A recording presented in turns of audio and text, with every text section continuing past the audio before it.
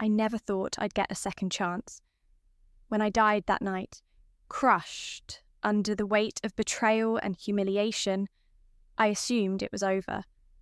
But then I opened my eyes back in my college dorm room, 5 years earlier, before Olivia Chen stole my award-winning fashion designs, before my boyfriend Derek whispered, "I never loved you anyway," as he walked away with her on his arm, before I watched them build an empire on my creativity while I faded into nothing. My name is Maya Wilson, and this time around, I'm playing an entirely different game. They say success is the best revenge, but what if you already know exactly how your enemies will fail? I withdrew from the prestigious Harrington design competition, the very one Olivia would later win with my stolen sketches. I watched her face when she realised the portfolio she'd been secretly photographing from my desk was suddenly empty. I saw the panic in her eyes when her own mediocre designs wouldn't be enough. The confusion on Derek's face when his calculated bet on the winner started to crumble. "Something's wrong with Maya," I overheard him tell Olivia one night. "She's different. It's like she knows what we're planning." And I do know. Every backstabbing move, every whispered lie, every moment they thought they were so clever. What they don't understand is that I'm not interested in winning anymore. I'm building something so much bigger. "Maya, I whipped up your favourite spinach quiche.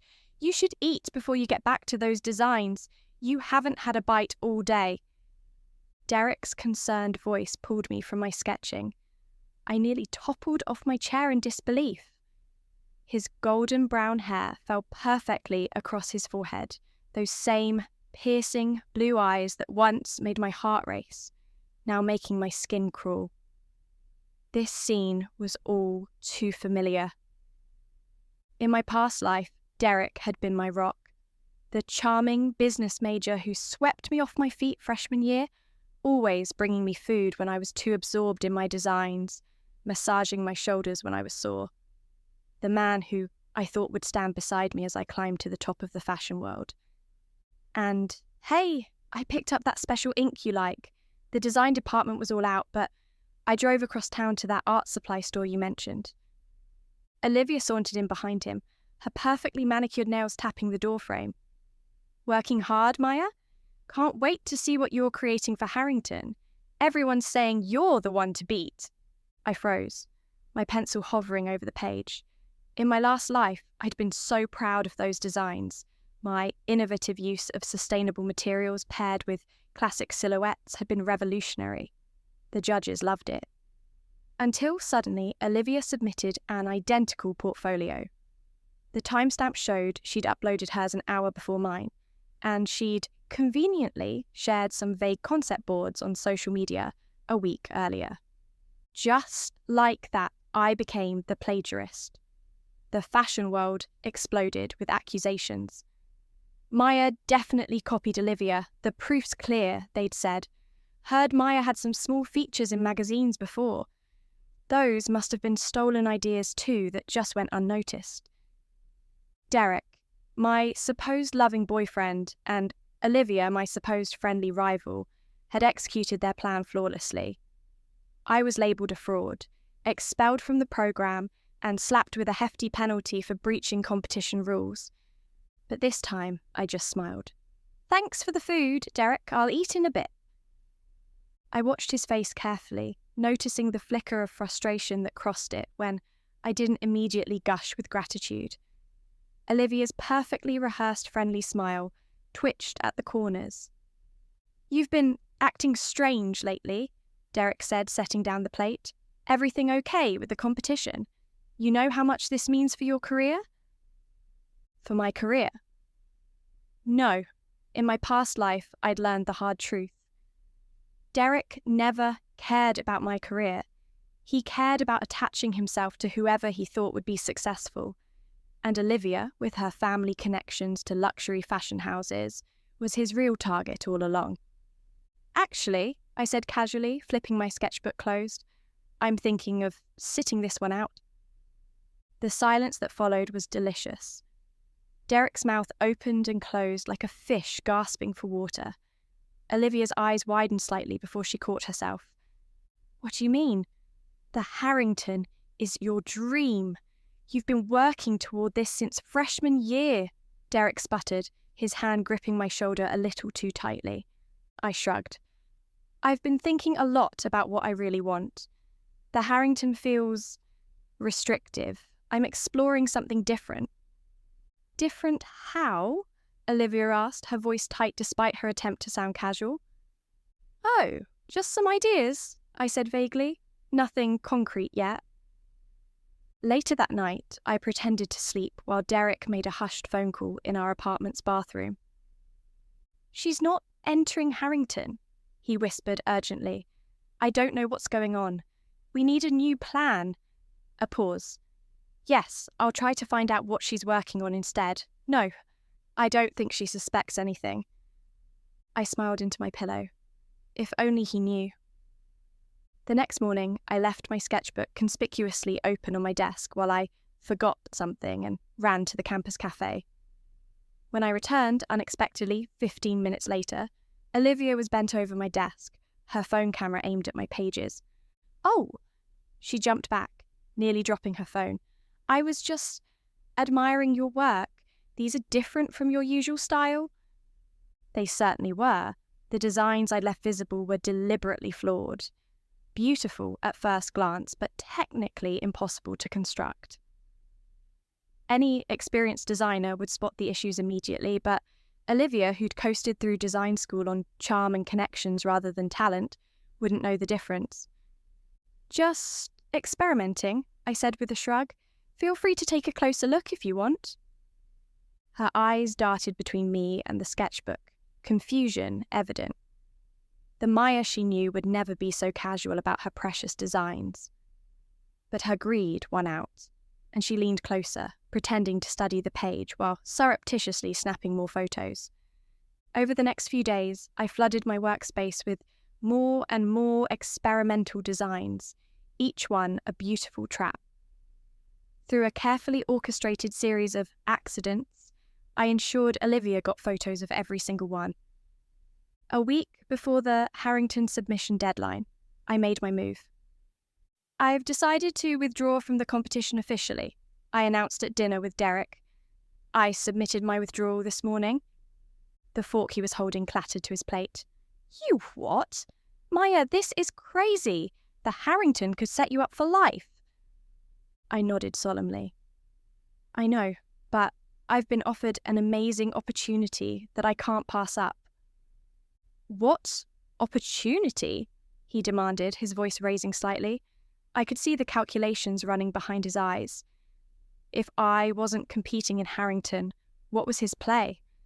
How could he still benefit?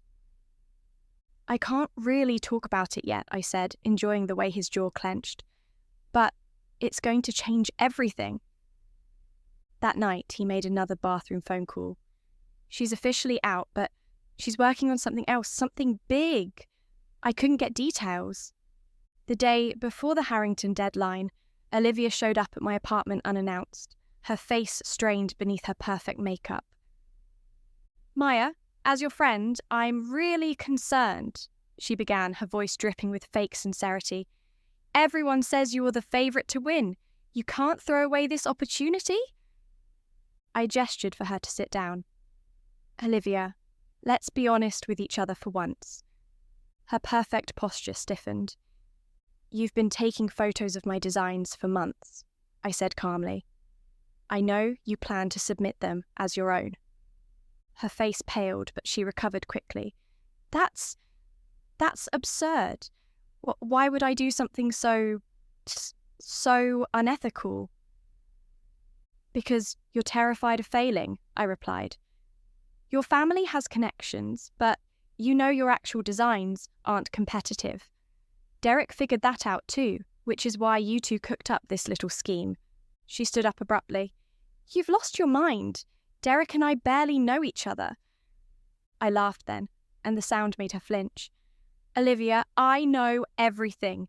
The late-night strategy calls, the plan to discredit me after you submit my work, even how you intend to claim I'm the one who stole from you. The colour drained from her face completely now. How could you possibly?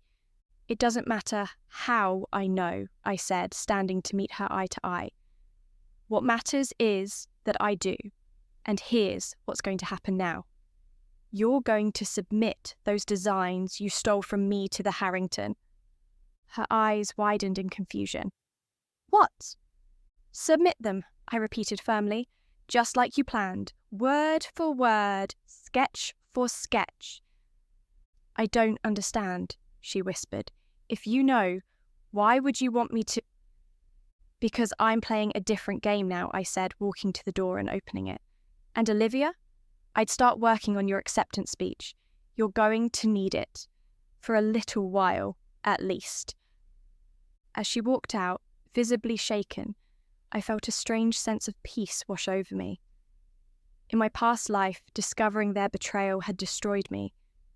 This time, I was the one setting the trap, and they were walking right into it. The day the Harrington competition closed for submissions, I sat in a small cafe across from campus, sipping a latte and watching the clock. At precisely 3:15 p.m, my phone buzzed with a notification. It was done. Olivia had submitted my flawed designs as her own, just as I knew she would. I smiled thinking of her right now, probably celebrating with a glass of champagne, believing she'd pulled off the perfect crime. Derek would be there too, kissing her cheek, whispering about how brilliant she was, how they'd eliminated the competition, me, and secured their golden future.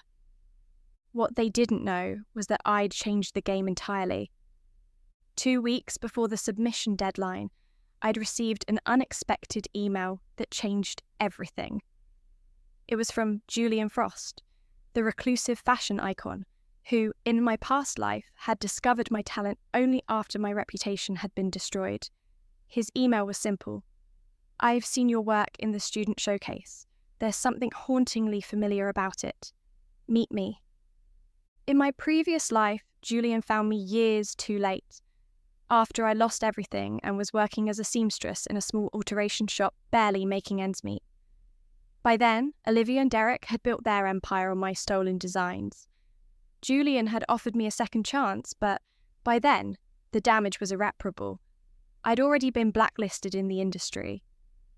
This time around, the timing was perfect.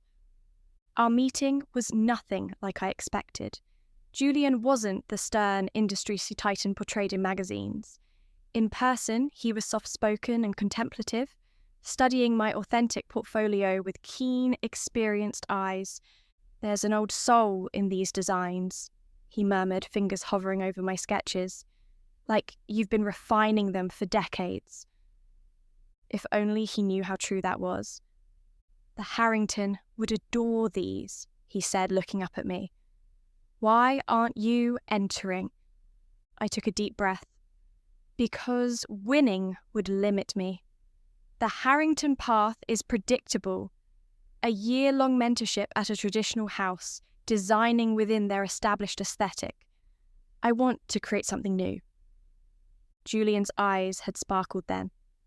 You're different from other young designers. They're desperate for validation, for someone to tell them they're good enough. You already know your worth. By the end of our meeting, he'd offered me something far more valuable than any competition prize. The chance to apprentice directly under him while developing my own line with his backing. It was the opportunity of a lifetime, one that hadn't existed in my previous timeline. Now, as I sat in the cafe watching Olivia's Instagram update with a beaming selfie captioned, "Submitted, #future of fashion, #Harrington bound," I knew the dominoes were beginning to fall. I waited 3 days before making my move. 3 days of watching Olivia parade around campus, accepting congratulations for her innovative vision. 3 days of seeing Derek bask in reflected glory, already positioning himself as the business mind behind fashion's new star. Then, I posted a single photo on my previously dormant social media, me standing beside Julian Frost in his atelier, both of us smiling at the camera. The caption simply read, "New beginnings, Watch this space, sus, or... The fashion community exploded. Julian, famous for his reclusiveness and selectivity, hadn't taken on a protege in over a decade. Within hours, my phone was flooded with messages, including one from Professor Bennett, the head of our design program. Maya, this is unprecedented. Julian Frost, we need to talk immediately. When I arrived at her office, she was nearly vibrating with excitement. How did this happen? Julian doesn't attend student showcases. He barely leaves his atelier. I shrugged. He said something about my work feeling familiar. Professor Bennett shook her head in amazement. This is bigger than winning Harrington. You understand that, right? Julian's last protege is now creative director at Balenciaga. As I left her office, I spotted Olivia down the hall, her face ashen as she stared at her phone, undoubtedly looking at my post. When she saw me, her expression cycled rapidly from shock to fear to forced nonchalance. Maya, she called out, hurrying toward me. I was just going to text you. Congratulations on the mentorship, though it's a bit strange that you kept it secret while encouraging me to enter Harrington. Her attempt at creating a public narrative was pathetically transparent. I never encouraged you to enter Harrington, I replied calmly, loud enough for nearby students to hear. In fact, I remember specifically telling you to submit those exact designs. Confusion flashed across her face, followed quickly by panic. She pulled me roughly into an empty classroom. What are you playing at? She hissed once we were alone. Those designs have flaws. I realised it last night when I was reviewing my submission. There are construction issues that would make them impossible to actually produce. I tilted my head, feigning innocence. Are there? That's unfortunate. You knew, she accused, her perfectly manicured finger jabbing toward my face. You set me up. Did I asked softly. Or did you steal designs without understanding them, and now you're facing the consequences of your actions? Tears welled in her eyes. Real ones, not the practiced pretty drops she used to manipulate people. The judging is in 2 weeks. You have to help me fix them. Please, Maya. My family's expecting me to win. My father already told all his connections. For a moment, I remembered the night I died. How I stood on that hospital rooftop, completely alone, abandoned by everyone who'd claimed to love me. How Olivia had built her career on my creativity while I lost everything. My reputation, my future, even my will to live. No, I said simply, I don't have to help you do anything. I turned to leave, but she grabbed my arm, desperation making her grip tight. What do you want? Money? Credit as a collaborator? Name it. I removed her hand from my arm. Olivia, you still don't get it. I'm not interested in the Harrington anymore. I'm building something bigger, something you can't touch, can't steal, can't claim. And the best part? I'm doing it completely in the open, with one of the most respected names in fashion watching my every move. I left her standing there, mascara tracking down her cheeks, the realization dawning that her perfect plan was crumbling around her. That evening, Derek stormed into our apartment, slamming the door behind him. What the hell did you say to Olivia? He demanded without preamble. She's hysterical, saying you deliberately sabotaged her. I continued sketching calmly at my desk. That's an interesting accusation from someone who stole my work. She didn't, he began automatically, then caught himself. His handsome face hardened. I know everything, Derek, I said, finally looking up at him. Every late-night call, every plan to discredit me, even how you two planned to play the victim when I tried to defend myself. He ran his hand through his hair, a gesture I once found endearing, but now recognized as his tell when calculating his next move. Maya, you've got this all wrong, he said, his voice softening as he switched tactics. I was trying to protect you. Olivia's family has serious connections. If you'd gone head-to-head with her, they would have destroyed you. I was playing along to find out what she was planning. I almost admired his quick thinking. In my past life, I would have believed him, desperate to trust the man I loved. That's funny, I said, because I have recordings of your late-night strategy calls with her. Should we listen to them together? My favourite part is when you say, and I quote, "Once we've ruined her reputation, no fashion house will touch her. She'll be toxic." The colour drained from his face. You're bluffing. Are you willing to bet your future on that? I asked calmly. Because Julian Frost has connections that make Olivia's family look like small-time players. One word from him about unethical behaviour, and neither of you will ever work in fashion. Derek's posture changed instantly, the concerned boyfriend act vanishing as he assessed this new threat.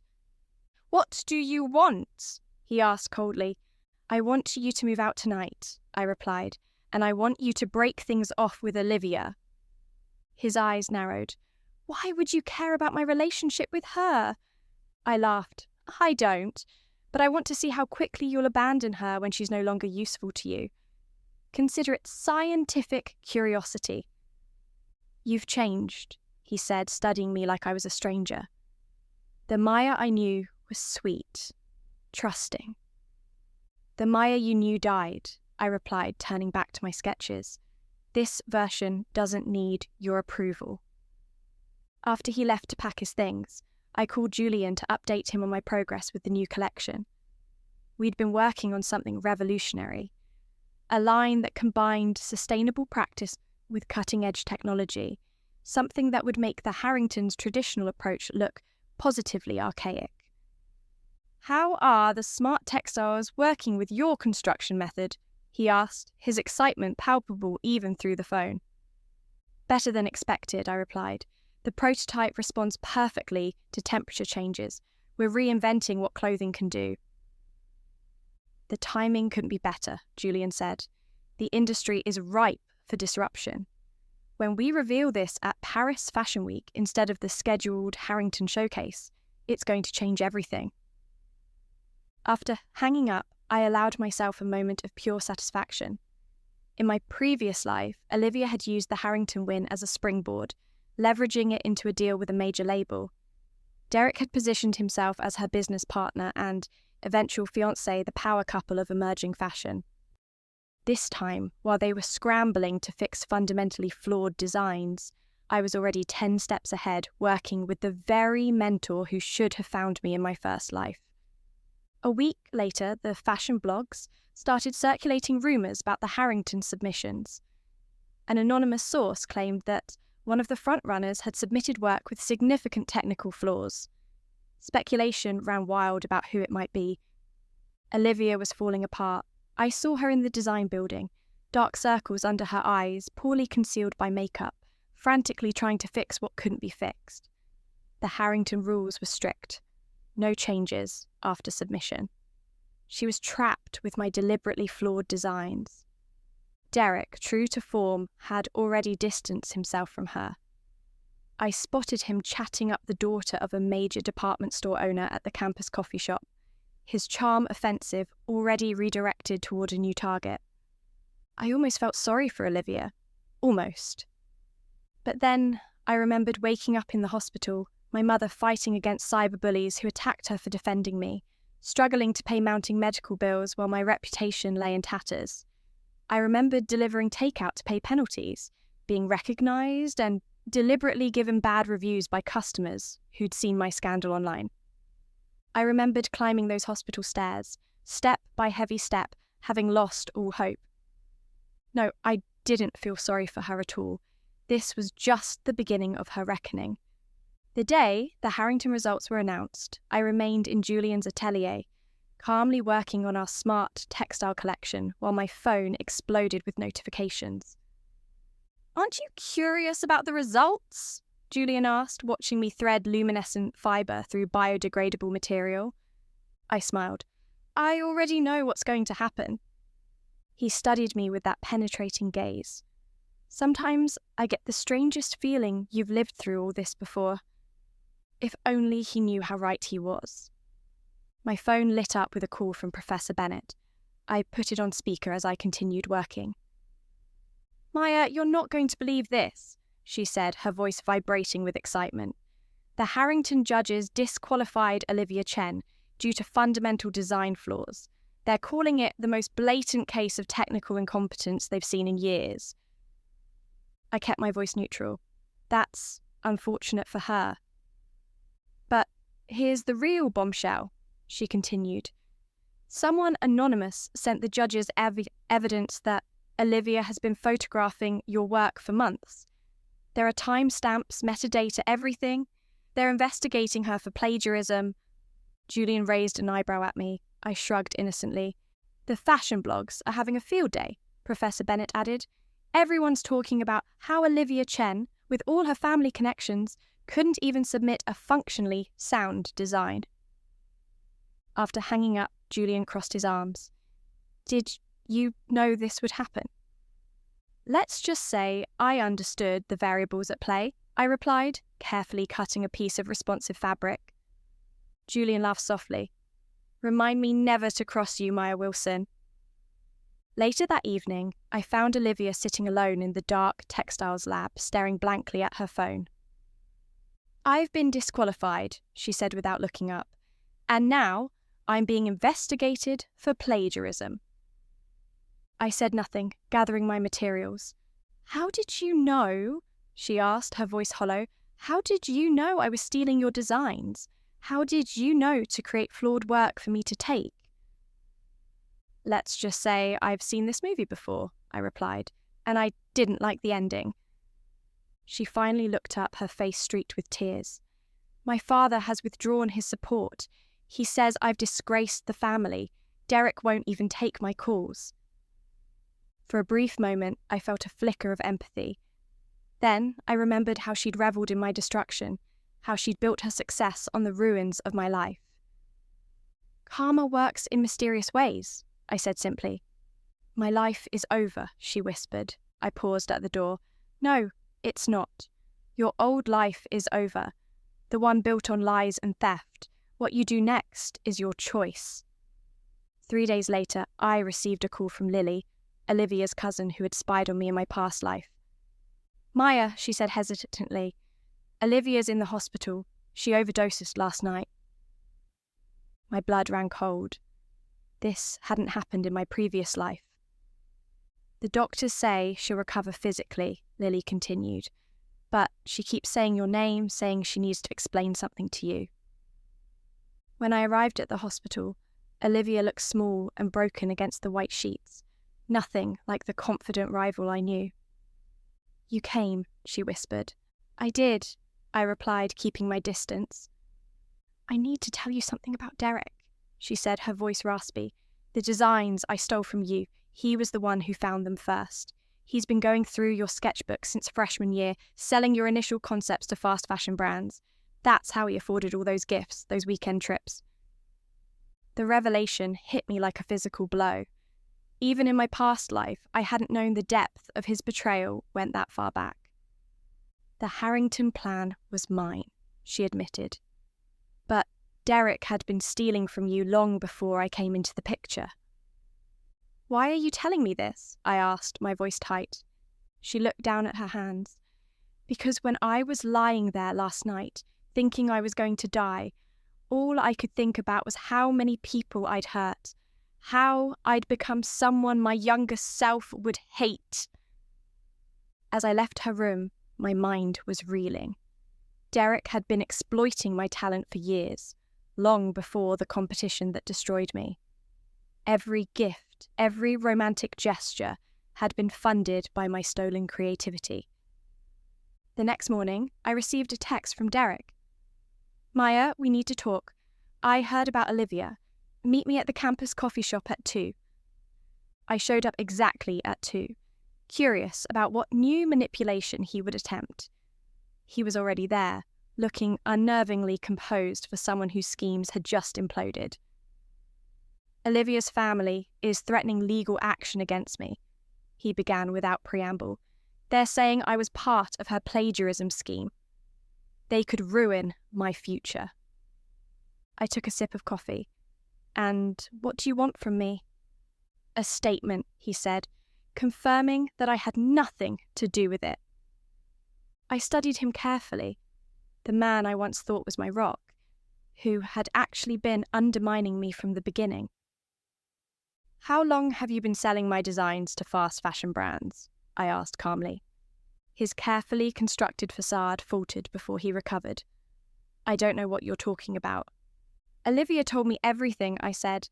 "How you've been stealing my concepts since freshman year, how you funded your lifestyle with my creativity." His jaw tightened. She's desperate, making up stories to shift blame. I pulled out my phone. "Then you won't mind if I check your bank statements? All of those mysterious deposits over the years?" He stared at me, calculation visible in his eyes. "What do you want?" "Confession, restitution, public apology," I listed off. "You're going to admit what you did. All of it.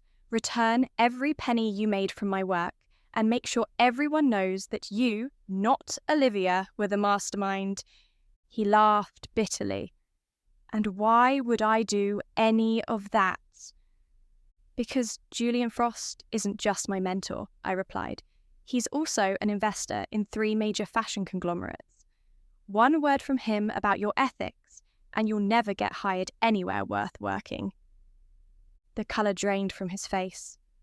"You're bluffing." "You said that before," I reminded him. "Were you right then?" 2 days later, Derek released a public statement confessing to years of intellectual property theft. He admitted to selling my early designs and orchestrating the plagiarism scheme. His family, horrified by the scandal, cut off his financial support. The fashion world that had once condemned me now rallied behind my story of resilience. Blogs that had called me a plagiarist now hailed me as an innovative designer who'd overcome industry corruption. Overnight, I became the sympathetic protagonist in a drama I'd carefully scripted. 6 months later, our collection debuted at Paris Fashion Week to thunderous acclaim. The smart textiles responded to environment and wearer needs in ways never before seen. Vogue called it revolutionary. Women's Wear Daily declared it the future of fashion made present. After the show, amidst the chaos of congratulations, I slipped away to a quiet balcony overlooking the Paris skyline. Julian found me there, 2 glasses in hand. "To new beginnings," he said. I smiled, thinking of how differently everything had unfolded this time around. "And second chances." He studied me curiously. "When I first met you, I had the strangest feeling that we'd met before, like I'd been searching for your talent my entire career without knowing it." "Maybe in another life," I suggested. "Perhaps," he agreed thoughtfully, "though I must say I prefer this one." As we clinked glasses, my phone vibrated with a notification. It was a message from Olivia. "Congratulations on the collection. It's truly groundbreaking. I'm starting over, community college, working as a seamstress part-time, learning to create honestly for the first time." I stared at the message for a long moment. In my previous life, I'd never gotten a chance at redemption. My fall had been complete and irreversible. But Olivia was being offered what I never had, a chance to rebuild. A week later, I received a small package at my Paris apartment. Inside was a simple handmade scarf. Nothing extraordinary in design, but crafted with obvious care. The note attached read, "Made with my own hands, my own ideas, the first honest thing I've created. Oh." I wore it to the atelier the next day. When Julian questioned the simple accessory paired with my otherwise sophisticated outfit, I simply said, "It reminds me of something important." "And what's that?" he asked. "That sometimes the most painful endings can lead to the most beautiful beginnings," I replied, "and that creativity, real creativity, comes from healing, not destruction." As I walked through the streets of Paris that evening, I thought about how differently everything had turned out this time. In my past life, I'd lost everything. My career, my reputation, even my will to live. The betrayal had broken me so completely that I saw no way forward. But this time, I'd changed the game entirely. I'd recognized the patterns before they could trap me again. I'd stepped off the predetermined path and created my own destiny. The moon hung low over the Seine as I stopped on a bridge, looking down at my reflection in the water. 5 years ago, or maybe a lifetime ago, I'd stood on a different edge, seeing no future worth living for. Now, I stood at the threshold of a life I'd designed for myself, built on truth rather than deception.